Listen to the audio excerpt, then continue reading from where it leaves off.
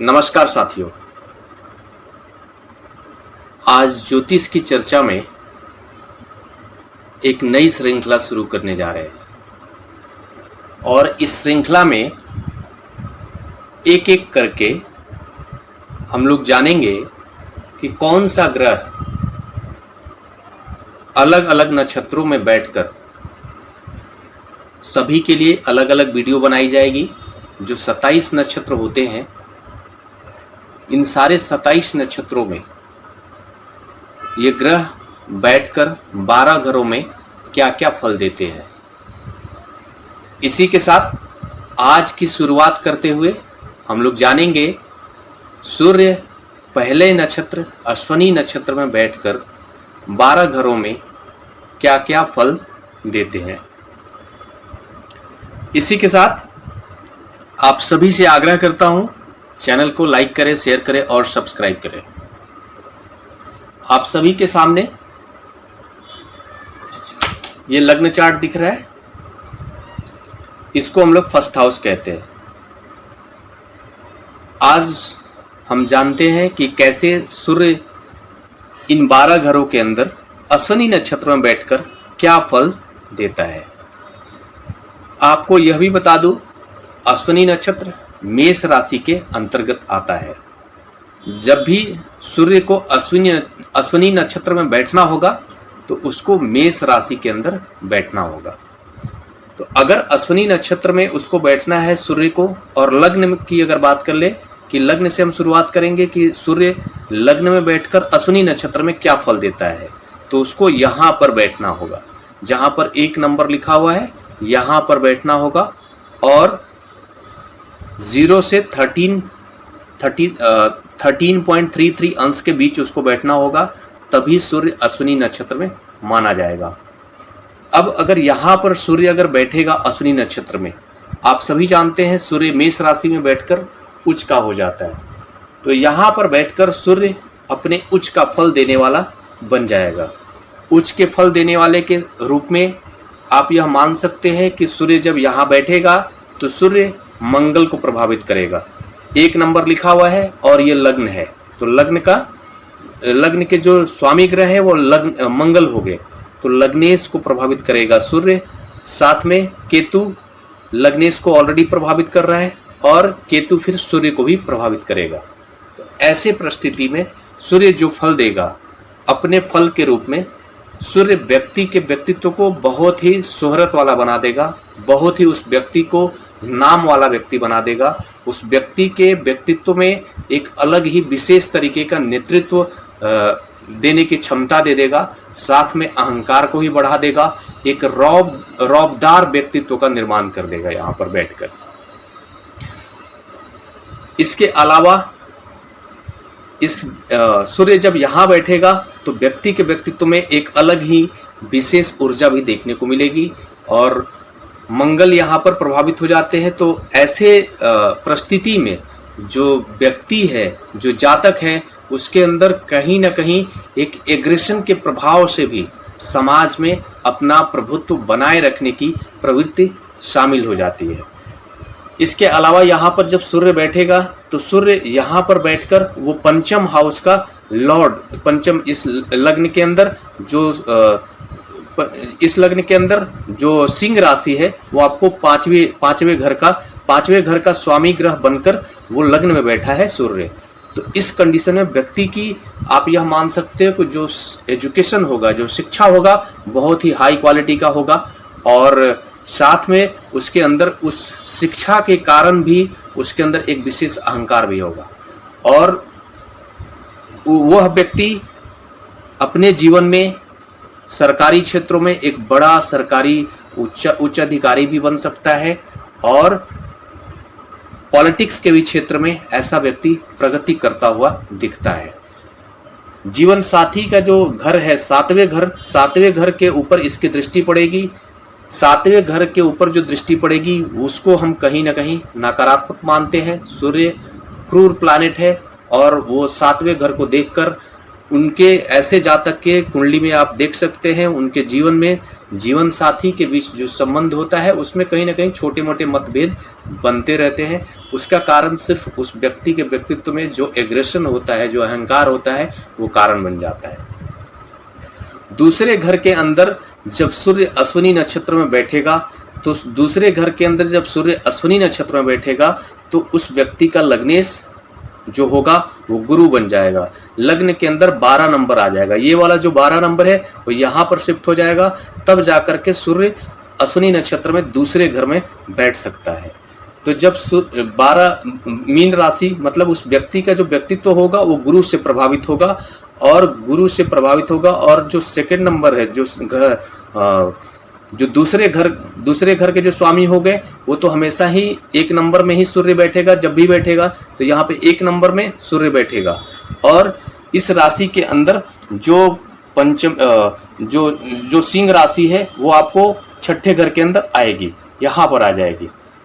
अब इस कंडीशन में यहाँ पर सूर्य बैठकर यह व्यक्ति के व्यक्तित्व के अंदर आप यह मान लो कि दूसरा जो घर होता है वो आपको वाणी का कारक होता है, वो व्यक्ति के धन का कारक होता है, वो व्यक्ति के कुटुंब का कारक होता है।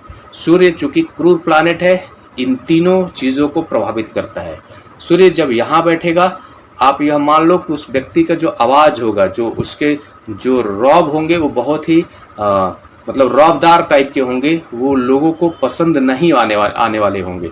वो हमेशा कोशिश करेगा कि अपने आवाज़ से दूसरे की आवाज़ को दबाने की कोशिश करेगा, ऐसा उसका प्रवृत्ति बन जाता है। साथ में वह व्यक्ति का जो कुटुंब होते हैं वो उससे कहीं ना कहीं आपको थोड़े से उससे दूरी बनाने की कोशिश करने लगते हैं, और दूरी बन भी जाता है।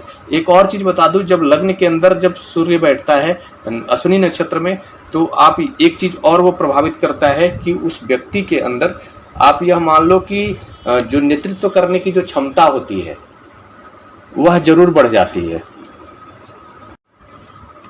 जब दूसरे घर के अंदर बैठेगा सूर्य तो वाणी को प्रभावित करेगा, और वाणी को प्रभावित करते हुए नकारात्मक रूप में प्रभाव डालेगा, कुटुंब से दूरी बना देगा। साथ में इस व्यक्ति को जीवन में जो धन की प्राप्ति होगी, ऐसा व्यक्ति कोर्ट कचहरी के कामों से संबंधित कार्य करके धन अर्जित करेगा और अच्छा धन अर्जित कर सकता है। हाँ, एक चीज़ मैं और शामिल कर दूं, चूँकि अश्विनी नक्षत्र के जो स्वामी ग्रह होते हैं वो केतु होते हैं, तो जब सूर्य लग्न के अंदर बैठेगा तो उस कंडीशंस के अंदर केतु जो है कहीं ना कहीं क्रूर प्लैनेट है और अलगाववादी वो भी है, राहु की तरह। तो सूर्य जो है पिता का भी कारक होता है, तो कहीं ना कहीं पिता के संबंधों में जरूर आपको थोड़ी सी दरार देखने को मिलती है किसी भी कंडीशन में, किसी भी लग्न के अंदर जब भी सूर्य अश्विनी नक्षत्र में बैठेगा, ऐसा प्रभाव देखने को मिलेगा। बाकी परिस्थितियाँ उस सूर्य का यह देखना पड़ेगा कि किस घर में जाकर बैठा है अश्विनी नक्षत्र में। लग्न हमेशा बदलते रहेंगे। जैसे अब हम तीसरे घर की बात कर ले, अब तीसरे घर के अंदर जब सूर्य अश्विनी नक्षत्र में बैठेगा तो यहाँ पर 1 नंबर आ गया और यहाँ पर 11 नंबर आ जाएगा। 11 नंबर मतलब कुंभ लग्न की कुंडली होगी, तो फिर आपको तीसरे घर के अंदर, पराक्रम के घर के अंदर 1 नंबर लिखा होगा। और यहाँ पर जब सूर्य बैठेगा तो सूर्य यहाँ पर बैठकर व्यक्ति के पराक्रम को बढ़ा देने वाला होगा, व्यक्ति का सरकारी क्षेत्रों में विशेष प्रभुत्व रखने वाला बना देगा। ऐसा व्यक्ति, ऐसा जातक जीवन में पॉलिटिक्स के क्षेत्र में भी बड़ी सफलता हासिल करने वाला होता है। साथ में वह व्यक्ति सरकारी पदों पर भी बड़े उच्च पद को प्राप्त करने वाला भी होता है। पराक्रम के क्षेत्र को प्रभावित करता है बड़ा मतलब। और एक और चीज़, यहाँ पर बैठकर जब सूर्य बैठेगा तो उसके अपने छोटे भाई बहन की जो संख्या होगी वो कम हो जाएगी, क्योंकि केतु के नक्षत्र में बैठा है। और साथ में अगर हुए भी तो छोटे भाई बहनों से संबंधों में थोड़ी सी दरार देखने को मिलेगी। सूर्य, अब आ जाइए, सूर्य अगर चौथे हाउस में बैठे हो, यहाँ पे 1 नंबर आ गया, तो अब लग्नेश जो है वो आपको, लग्नेश हो गए 10 नंबर, मतलब मकर राशि हो गया। मकर राशि के स्वामी ग्रह शनि हो गए। शनि का लग्न होगा तो आपको अश्विनी नक्षत्र में बैठने के लिए सूर्य को चौथे हाउस में बैठना होगा। जब चौथे हाउस में सूर्य बैठेंगे और सूर्य यहाँ पर बैठकर ये आपको अष्टमेश के स्वामी ग्रह बन के बैठेंगे। यहाँ पर अष्टमेश के स्वामी ग्रह यहाँ बनेगा 5 नंबर, और यहाँ पर 10 नंबर यहाँ बनेगा, 4 नंबर यहाँ बनेगा, ये 5 नंबर, ये अष्टमेश के स्वामी ग्रह बन के सुख के घर के अंदर बैठेंगे। तो जब सुख के घर के अंदर यहाँ पर बैठेंगे तो वो सुखों को जरूर बढ़ा देने वाले होंगे, सुखों को उनसे बढ़ जाएगा, उनके जो है कि सुखों के अंदर वृद्धि दिखेगी। जो भौतिक सुख है उसमें जरूर वृद्धि देखने को मिलेगी, लेकिन मानसिक सुख की अगर बात करें तो उसमें जरूर कहीं ना कहीं कमी देखने को मिलेगी। ये काल पुरुष की कुंडली के तौर पर जो चौथा घर होता है वो आपको माता का भी घर होता है, और चंद्रमा का घर होता है। तो चंद्रमा के जो स्वामी ग्रह होते हैं वो आपको कर्क राशि यहाँ पर बनती है कालपुरुष की कुंडली में। तो कर्क राशि के जो स्वामी ग्रह होते हैं वो चंद्रमा होते हैं। तो चंद्रमा के ऊपर जब सूर्य का प्रभाव होता है तो ऐसे कंडीशंस में चंद्रमा जल का कारक है और सूर्य अग्नि के कारक है। तो कहीं ना कहीं व्यक्ति का मन खुद ही आपको प्रताड़ित होता हुआ दिखेगा, या इवन कहीं ना कहीं माता के बीच उनके जो संबंध होंगे उसमें एक आपको कटुता देखने को मिलती है, ऐसा हो जाता है।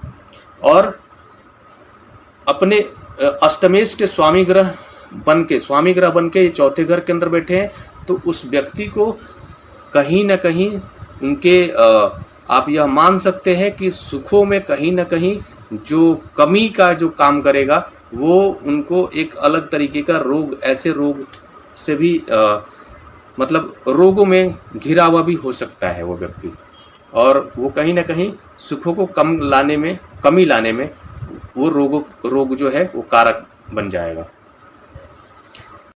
लेकिन सूर्य जब चौथे हाउस के अंदर बैठेगा तो चौथे हाउस के अंदर बैठकर वो 10वें हाउस को देखेगा, और 10वें हाउस में तुला राशि है।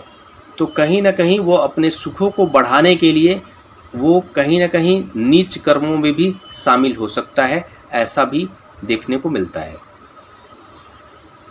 इसी के साथ जब सूर्य अश्विनी नक्षत्र में पंचम हाउस के अंदर बैठेगा, जब पंचम हाउस के अंदर बैठेगा तो उस व्यक्ति का जो लग्न होगा वो धनु लग्न होगा, और अश्विनी नक्षत्र में बैठने के लिए उसका जो व्यक्ति का जातक का जो लग्न होगा वो धनु लग्न होगा।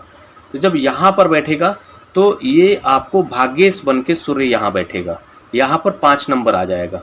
तो भाग्येश का आप ये मान लो कि ये जो है ना कि इसको हम त्रिकोण हाउस भी कहते हैं, जो भाग्य का जो घर होता है इसको त्रिकोण हाउस कहते हैं, इसको भी त्रिकोण हाउस कहते हैं। तो इन दोनों के बीच जब संबंध बनेगा तो इसको आप एक बड़ा धनयोग के रूप में भी देख सकते हैं। व्यक्ति का आप यह मान सकते हो कि मजबूत धन वाला, वो जीवन में धन प्राप्त करने वाला व्यक्ति होगा और भाग्यशाली भी होगा, और उसके भाग्यों में बढ़ोतरी देखने को मिलेगी, और वह व्यक्ति की जो शिक्षा होगी वो उच्च शिक्षा प्राप्त करने वाला व्यक्ति होगा, और अपने शिक्षा के बल पे अपने भाग्य को मजबूत करने वाला होगा। इसके साथ ही जब इसकी दृष्टि आपको यहाँ पर पड़ेगी, ये जो 11th हाउस के अंदर बढ़ेगी जहाँ पर 7 नंबर लिखा होगा। अब वो 11th हाउस के अंदर इसकी दृष्टि पड़ेगी तो वो व्यक्ति वो अपने शिक्षा के बल पे जो वो बड़े उच्च पदों को प्राप्त करेगा, उस बड़े उच्च पदों को प्राप्त करके वो कहीं ना कहीं अपने से छोटे लोगों से को प्रताड़ित करके भी धन अर्जित करने की तरफ अग्रसर हो सकता है, ऐसा देखने को मिलेगा अगर ऐसी कंडीशन बनती है। तो अगर वही बात कर ले, सूर्य अश्विनी नक्षत्र में 6ठे घर के अंदर अगर बैठा हो, तो जब 6ठे घर के अंदर बैठेगा तो व्यक्ति का जो लग्न होगा वो आपको वृश्चिक लग्न होगा। वृश्चिक लग्न होगा तभी जाकर के वो अश्विनी नक्षत्र में 6ठे घर में बैठ सकता है। तो जब 6ठे घर में बैठेगा तो वो 12वें घर का स्वामी ग्रह 10th हाउस का स्वामी ग्रह बन के 6ठे घर के अंदर बैठेगा। वो यहाँ पर वो इस बात को संकेत कर रहा है कि सूर्य यहाँ पर बैठकर आप यह मान लो कि कर्मेश का संबंध 6ठे घर से हो गया। अब कर्मेश का जब संबंध 6ठे घर से हो गया तो वो व्यक्ति अपने जीवन में जो कर्म करेगा वो कर्म ऐसा होगा जो आपको कोर्ट कचहरी से संबंधित होगा, वो आपको लीगल कार्यों से में शामिल होकर के वो धन को अर्जित करने वाला होगा, ऐसी स्थिति बन जाएगी। वही अगर सूर्य की बात कर ले, सूर्य अगर अश्विनी नक्षत्र में 7th हाउस के अंदर अगर बैठा हो, तो सूर्य अगर अश्विनी नक्षत्र में 7th हाउस में तभी बैठेगा जब तुला लग्न होगा। तो तुला लग्न के अंदर जब सूर्य अश्विनी नक्षत्र में बैठेगा तो जो सूर्य जो है वो लाभेश बनकर सप्तम हाउस के अंदर बैठेंगे, और जब सप्तम हाउस के अंदर लाभेश बन के बैठेंगे तो यहाँ पर यह देखा जा रहा है कि उस व्यक्ति का जो लाभ की स्थिति है वो हमेशा उस व्यक्ति के जीवन में, जब उसकी शादी हो जाएगी, जब उसके जीवन साथी आ जाएंगे, उसके बाद उसके लाभों में बढ़ोतरी देखने को मिलेगी और उसको कहीं ना कहीं अपने जीवन साथी से भी लाभ देखने को मिलेगा। लेकिन यह भी स्थिति बनेगी कि जो उसका जो जीवन साथी होगा वो उसको कंट्रोल करने वाला होगा, वो उसको कहीं ना कहीं प्रताड़ित भी करने वाला होगा, वो मानसिक रूप से आपको पीड़ित कर सकता है। ऐसी स्थिति भी देखने को मिल रही है। जो आपका जीवन साथी होगा ऐसे कंडीशन में जातक का, वो बहुत ही एग्रेसिव स्वभाव का होगा, ऐसा देखने को मिल रहा है। वहीं अगर सूर्य अश्विनी नक्षत्र में अष्टम हाउस के अंदर अगर बैठा हो तो फिर उस कंडीशन में जो लग्नेश होंगे वो बुध होंगे, और जो ये आपको फिर यहाँ पर 6 नंबर लिखा होगा, मतलब कन्या राशि आ जाएंगी लग्न के अंदर। तो फिर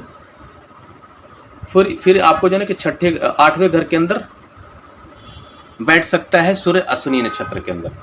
ऐसे कंडीशंस में आप यह मान लो कि यहाँ पर जब बैठेगा सूर्य अश्विनी नक्षत्र के अंदर, तो जो दूसरे घर के अंदर आपको 7 नंबर लिखा होगा, और 8वें घर के अंदर जब बैठेगा सूर्य अश्विनी नक्षत्र के अंदर, दूसरे घर का स्वामी ग्रह बन के, दूसरे घर का आप यह मान लो दूसरे घर पे उसकी दृष्टि भी होगी। तो आप यह मान लो कि ऐसी कंडीशन में व्यक्ति जीवन में धन कमाएगा, लेकिन उसके मैक्सिमम जो धन होंगे वो आपको रोगों को ठीक करने में, रोगों को इलाज कराने में चला जाएगा, उसके धन का क्षय होता रहेगा। ऐसी कंडीशन बन जाएगी। वो व्यक्ति हमेशा परेशान की स्थिति में रहेगा, उसके घर में हमेशा जो है कि आपको ये मान लो हेल्थ इश्यूज रहेंगे। वही अगर सूर्य अश्विनी नक्षत्र में 9th हाउस के अंदर अगर बैठा हो, सूर्य अगर अश्विनी नक्षत्र में 9th हाउस के अंदर अगर बैठेगा तो उस कंडीशंस में आप ये मान लो कि जो लग्न होगा यहाँ पर जो लिखा होगा वो आपको 5 नंबर लिखा होगा। 5 नंबर लिखा होगा। लग्नेश जो होंगे वो सूर्य होंगे, और लग्नेश सूर्य खुद अगर 9th हाउस के अंदर आ जाए तो ये अपने आप में एक बड़ा ही अच्छा ये मान लो कि एक बड़ा ही अच्छा जो है कि इसको धन योग भी बोल सकते हो, इसको राजयोग भी बोल सकते हो, और एक अच्छी स्थिति बोल सकते हो। सूर्य जब 9th हाउस में आते हैं तो वो अपने कर्मों से अपने भाग्य का निर्माण करने वाले दिखाते हैं कि वो व्यक्ति अपने व्यक्तित्व के बल पे अपने भाग्य का निर्माण करेगा, और साथ में वो जीवन में साथ में इसकी जो दृष्टि होगी वो आपको पराक्रम के ऊपर होगी। तो अपने भाग्य का निर्माण करते हुए व्यक्ति हमेशा ही वो आपको सरकारी क्षेत्रों में एक बड़े उच्च पदों को प्राप्त करने वाला भी हो सकता है। सरकार से संबंधित कार्यों में वो बहुत ही अच्छी सफलता करने वाला व्यक्ति बनता है। अगर अश्विनी नक्षत्र में सूर्य 9th हाउस के अंदर आकर बैठ जाए तो उस कंडीशंस में वो व्यक्ति जीवन में बहुत अच्छी सफलता हासिल करने वाला होगा, सरकारी क्षेत्रों में बड़ी उन्नति करने वाला होगा। वही सूर्य अगर अश्विनी नक्षत्र में 10वें घर के अंदर बैठ जाए, 10वें घर के अंदर सूर्य अश्विनी नक्षत्र में आकर बैठ जाए तो उस कंडीशन में अश्विनी नक्षत्र में बैठने के लिए उसको जो उसके जातक की जो कुंडली होगी वो कर्क लग्न की होगी। ऐसे कंडीशन में वो जो जातक होगा वो जीवन में बहुत बड़ी उपलब्धि हासिल करने वाला होगा, और वो उसके जो कार्य होंगे वो आपको सरकारी क्षेत्रों से संबंधित होंगे। सरकारी क्षेत्रों पर उसका बहुत ही विशेष प्रभुत्व रखने वाला होगा। वो एक व्यक्ति बड़ा पॉलिटिशियन हो सकता है, बड़ा उच्च अधिकारी हो सकता है, ऐसी परिस्थिति बन जाएगी। लेकिन यहाँ पर भी वही स्थिति लागू होती है कि सूर्य जब भी चौथे घर को देखेगा, घर के अंदर कहीं ना कहीं अशांत का वातावरण बनाने की कोशिश करेगा, और अपने उसके जो व्यवहार होंगे वो थोड़े से एग्रेसिव होंगे, वही कारण बन जाता है। सूर्य जब भी 10वें घर के अंदर बैठेगा थोड़ा सा व्यक्ति को डिक्टेटरशिप माइंड का बना देता है। ये आपको थोड़ा सा जो है आपको निगेटिव प्रभाव होते हैं। सूर्य फिर वही बात कर ले, अगर 11th हाउस के अंदर बैठेगा, अश्विनी नक्षत्र में सूर्य अगर 11th हाउस के अंदर बैठेगा तो जो लग्न होगा वो आपको मिथुन राशि यहाँ पर आ जाएगा लग्न के अंदर, और जो लग्नेश हो जाएंगे बुध हो जाएंगे, और जो लग्नेश बुध हो जाएंगे और साथ में यहाँ पर जो पंचमेश होंगे पराक्रम हाउस के स्वामी बन करके आपको 11th हाउस के अंदर बैठना होगा सूर्य को यहाँ पर। तो यहाँ पर यह बता रहा है कि कुंडली ये बता रही है कि आप ये मान लो कि इस व्यक्ति को जो भी लाभ होगा अपने पराक्रम के बल पे लाभ होगा। वो अगर पराक्रम करेगा तो ही लाभ होगा, पराक्रम नहीं करेगा तो लाभ नहीं होगा। ऐसी स्थिति आपको बन जाएगी। साथ में इसकी दृष्टि आपको पंचम हाउस पर होगी। तो इस कंडीशंस में यह देख सकते हैं कि उस व्यक्ति को कहीं ना कहीं अपने एजुकेशन को पूरा करने में एक बाधा देखने को मिल रही है, बाधा की स्थिति बन सकती है। वहीं अगर सूर्य अश्विनी नक्षत्र में 12th हाउस के अंदर अगर आ गए तो 12th हाउस के अंदर जब अश्विनी नक्षत्र में आएंगे तो यहाँ पर जो कुंडली हो जाएगी वो आपको वृष लग्न की कुंडली हो जाएगी। वृष राशि यहाँ पर 2 नंबर लिखा होगा। तो फिर यहाँ पर अश्विनी नक्षत्र में सूर्य बैठेंगे। अब ऐसी परिस्थिति में सूर्य जब 12th हाउस के अंदर बैठेंगे तो सूर्य 12th हाउस में बैठकर बहुत अच्छा इनका प्लेसमेंट नहीं माना जाता है, और ऐसे भी उच्च का बनकर बैठेंगे। तो उच्च का बनकर बैठेंगे तो ये कहीं ना कहीं आपको उच्च के तो हो गए, लेकिन इनके जो प्रभाव होंगे वो इस तरह के हो जाएंगे कि सूर्य जब भी 12वें हाउस के अंदर बैठता है व्यक्ति के अंदर अहंकार को भर देता है, व्यक्ति के अंदर थोड़ा दिखावापन को बढ़ा देता है। व्यक्ति किसी भी तरीके से समाज में ऊंचा अपने आप को दिखाने की कोशिश करता है। तो सूर्य उच्च का बनकर जब यहाँ बैठेगा, उच्च राशि का हो जाता है सूर्य, आप सभी जानते हैं, मेष राशि में बैठकर, तो वो जो प्रवृत्ति है और कहीं ना कहीं बढ़ जाती है। हाँ, लेकिन एक चीज और होगी कि यहाँ पर जब सूर्य बैठेगा तो इस व्यक्ति के अंदर चूंकि केतु शामिल हो रहा है, अश्विनी नक्षत्र आपको अश्विनी नक्षत्र के स्वामी ग्रह केतु होते हैं, तो वो व्यक्ति कहीं ना कहीं आध्यात्मिक भी होगा और अध्यात्म के क्षेत्र में भी अपने धन को खर्च करने वाला होगा। और अध्यात्म के क्षेत्र में धन खर्च करते हुए उसका यह भी स्वभाव होगा कि लोग उसको समाज में जाने कि देखो ये कितना आध्यात्मिक व्यक्ति है, ऐसा भी उसका स्वभाव बन जाता है। तो इसको एक अच्छा प्लेसमेंट नहीं बोल सकते आप। मैं समझता हूं कि आज हम लोगों ने जाना कि अश्विनी नक्षत्र में सूर्य बैठकर 12 घरों में क्या प्रभाव देता है। इसी के साथ फिर अगले नक्षत्र की बात करेंगे और अगले ग्रह की बात करेंगे। सूर्य जो है कि अगला जो नक्षत्र है भरणी नक्षत्र में बैठकर 12 घरों में क्या प्रभाव देता है, इसको हम लोग फिर जानेंगे। इसी के साथ नमस्कार, धन्यवाद।